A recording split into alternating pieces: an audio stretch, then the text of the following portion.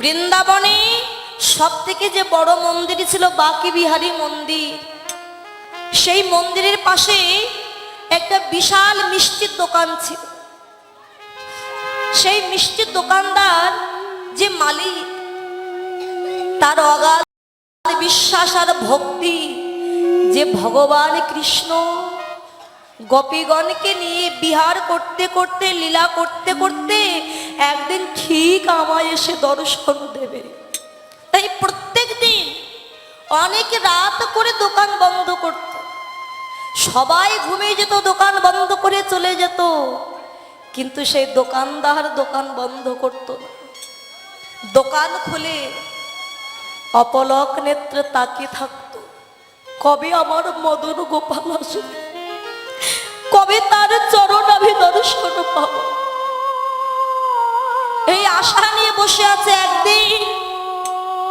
একদিনে যায়, দুদিন যায়, এমনি ভাবে ওই মালিক একদিন বৃদ্ধ হয়ে গেল, কিন্তু মনের আশা ছাড়িনি, না একদিন না একদিন ঠিক আমার মদন গোপাল আসবে।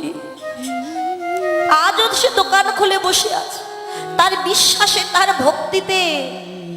গভীর রাত্রে স্বয়ং মন্দিরের মদন গোপাল একটা বালক রূপ ধারণ করেছে। 7 থেকে 8 বছর বয়স। সে বালকটা রাস্তা দিয়ে হেঁটে আসছে এদিকে। এখন দোকানদার দেখছে একটা বালক আসছে, সর্ব অঙ্গে তার সোনার অলংকার, চুলগুলো কোচকানো চুল, রাজ আভরণ পরিধান, অঙ্গে অনেক সোনার অলংকার। দোকানদার ভাবলো এত রাত্রে ও কে ওই ছেলে, কি যে অন্ধকারে একা একা রাস্তা দিয়ে যাচ্ছে, দেখে তো মনে হয় কোনো জমিদারের ছেলে। হঠাৎ দেখতে পেল সে বালকটি ধীরে ধীরে তার দোকানের কাছে এসে দাঁড়িয়েছে। দোকানদার, ও দোকানদার, সবাই দোকান বন্ধ করে চলে গেল, তুমি গেলে না ঘরে? দোকানদার বলছে, বাবা, আমি যে একজনের অপেক্ষায় আছি, কবে সে আসবে, কবে আমায় দর্শন দেবে, আমার দর্শন দিয়ে আমার তাপিতে পড়ার শীতল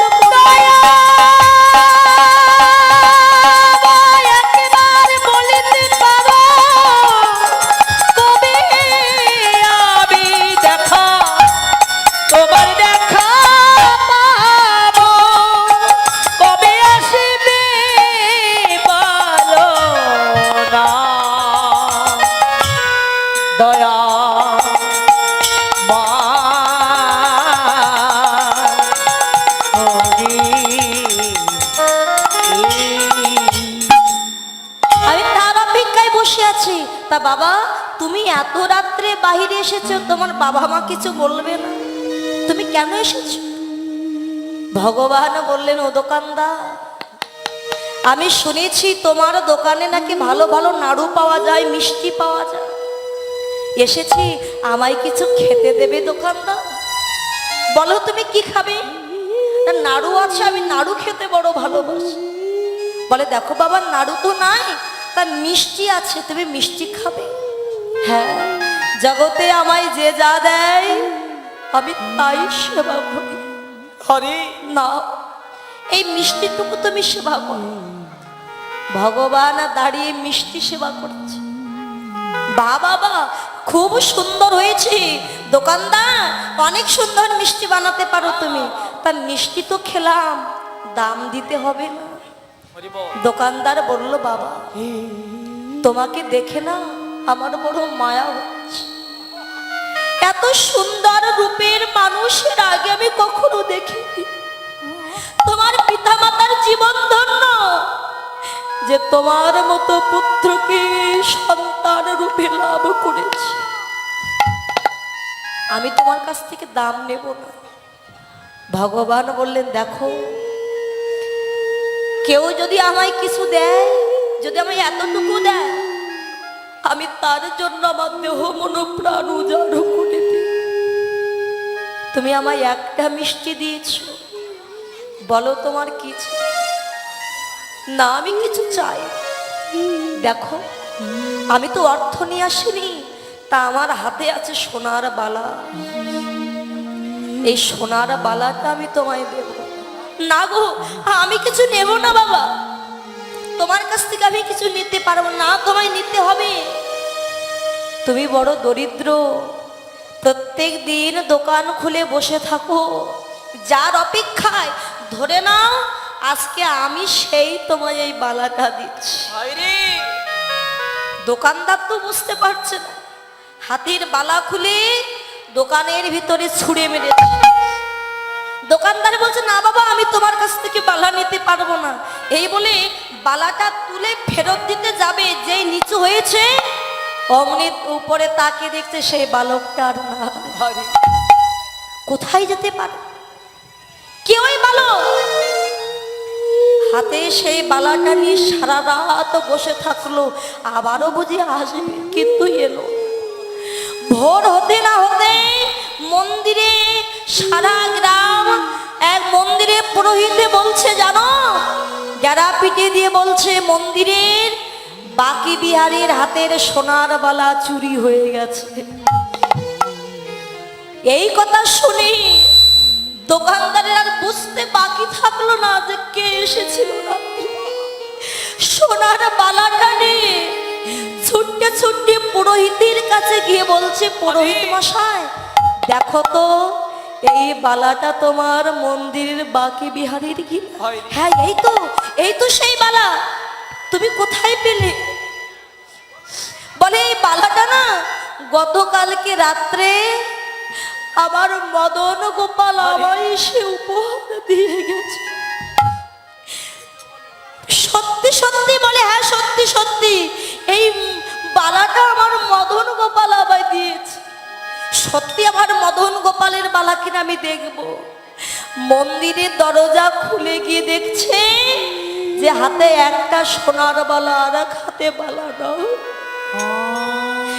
বুঝতে পেরে আছাড় খেয়ে পড়লো মদন গোপালের চরণ। দয়াময়, আমি বড় কাঙাল দরিদ্র, তাই তুমি আমায় সোনার বালা দিবে? আমি চাই না সোনার বালা, আমায় যদি কিছু দিতে চাও আমি আর একবার তোমায় দেখতে চাই ঠাকুর, আর একবার আমায় দেখা দাও দয়াময়।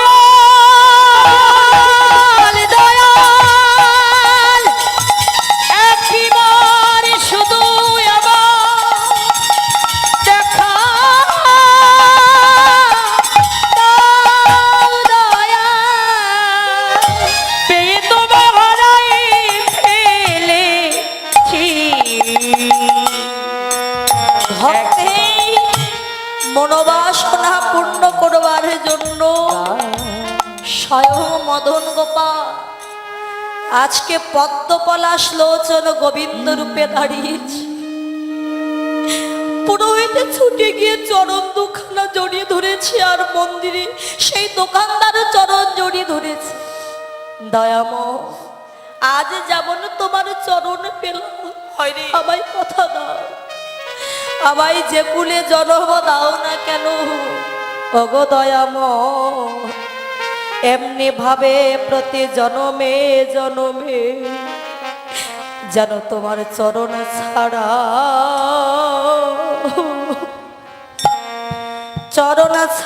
করো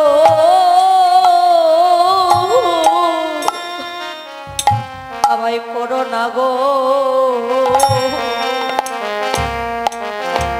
চরণ ছাড়া চরণে ছড় করো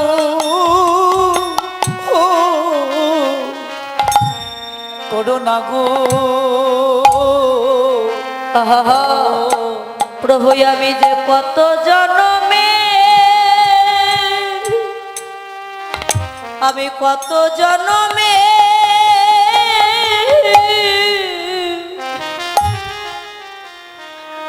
দয়াল আমি অপরাধী,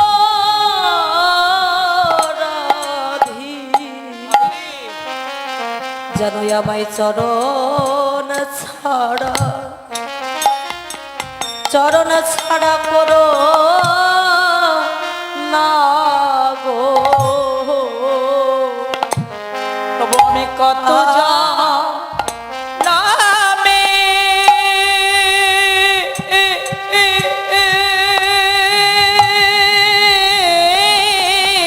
আমি কত জনমে আমি কত জনমে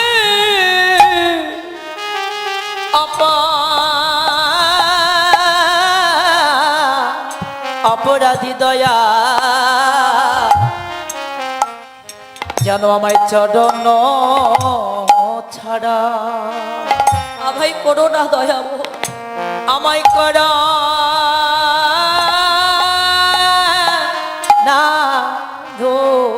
দোকানদার চরণে জড়িয়ে ধরে বলে দয়াময় তোমার লীলা বড় বোঝাদার, আমায় দেখা দিলে কিন্তু আমি তোমায় চিনতে পারিনি।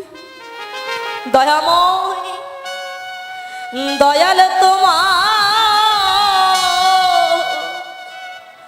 লীলা খেলা, দয়াল তোমার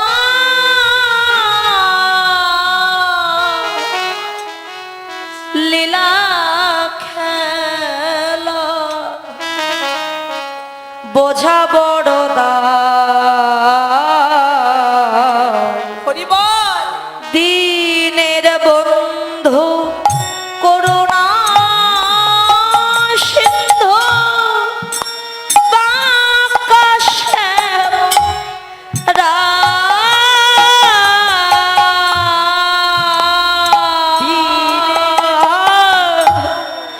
দিনের বন্ধু করুণা সিন্ধু বাঁকা শ্যামরা।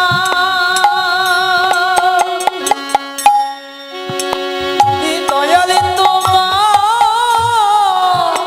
লীলা খেলা, দয়ালে তোমার লীলা খেলা বোঝা বড়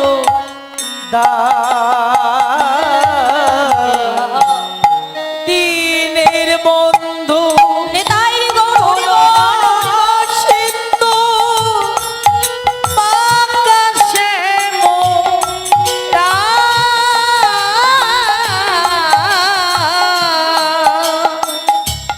দিনের বন্ধু করুণা সিন্ধু বাঁকা শ্যামরাই।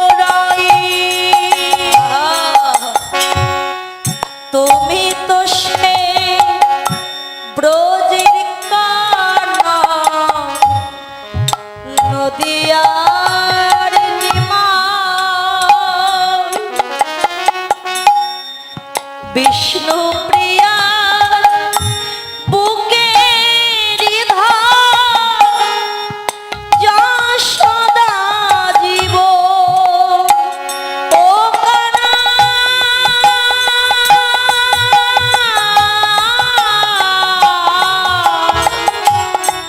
ও কানা ও কানাই রে, তুমি তো সেই ব্রজের কানা নদিয়ার নিমাই, বিষ্ণু প্রিয়া বুকের ধার যশোদা আর সকাল সাজে তোমার নামে, সকাল সাজে তোমার নামে, আর সকাল সাজে তোমার নামে, সকল সাজে তোমার নামে, আর সুখ সারি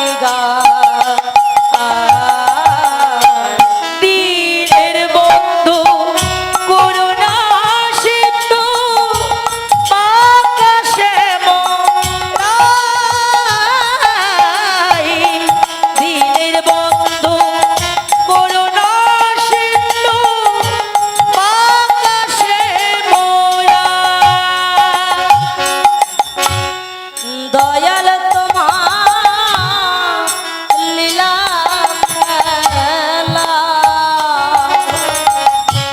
দয়াল তোমার লীলা খেলা, আরে বোঝা বড়দা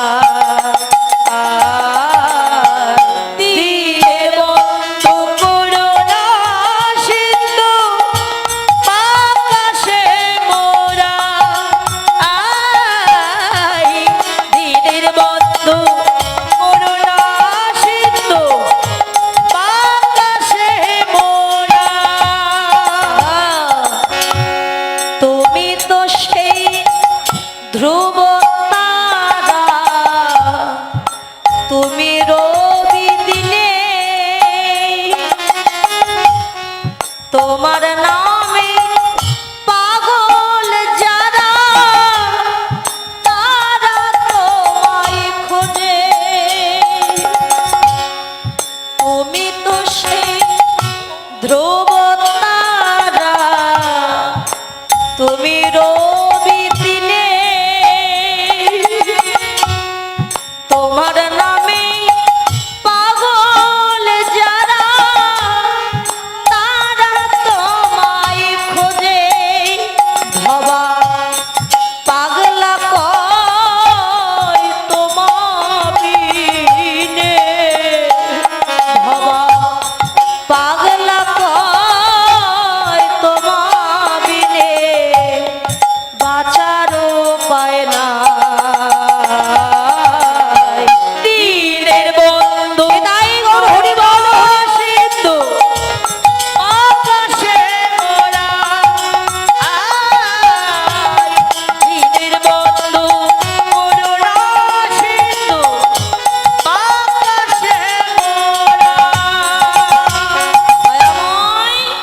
তোমার লীলা খেলা বোঝা বড় দা, যে কাঙাল তুমি আরো তাকে কাঙাল বানিয়ে রেখেছ, আর যে রাজ ঐশ্বর্যের মালিক আরো রাজ ঐশ্বর্য দিয়েছ।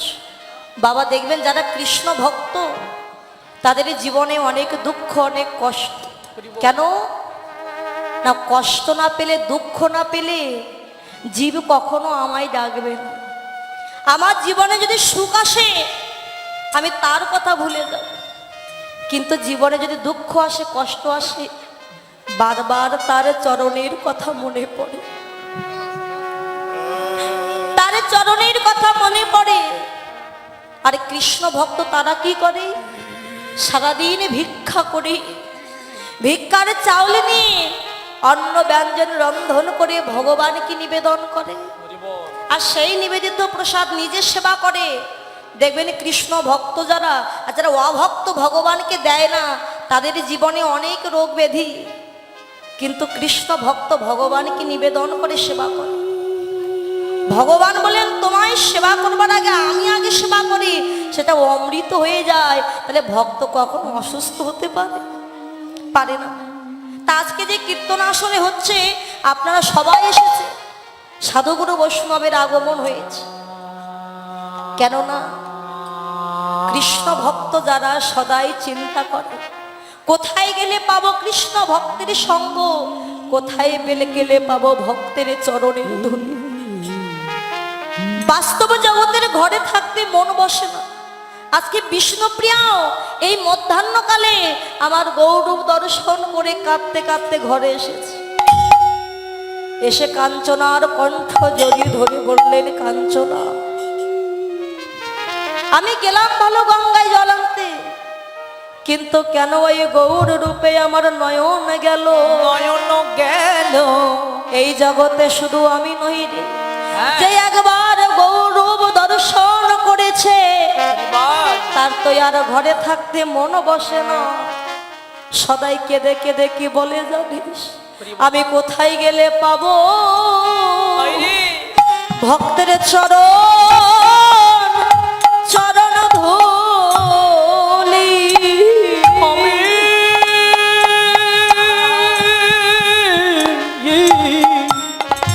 আমি কোথায় কোথায় গেলে পাবো এই ভক্তির চরণ চরণ ধুলি ওই ধুলি হবে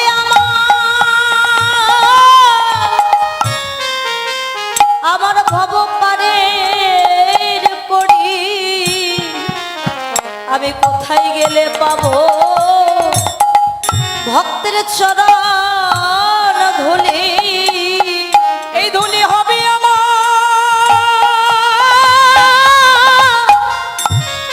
অবপরের করি, আমি কোথাও গেলে পাবো ভক্তির চরণে ধুলি। ও কাঞ্চনা, আমি যার ঘরে থাকতে পারছি, তা বলে তুই এমন কি রূপ দেখেছিস যে রূপ দেখে তুই ভুলে গেছিস?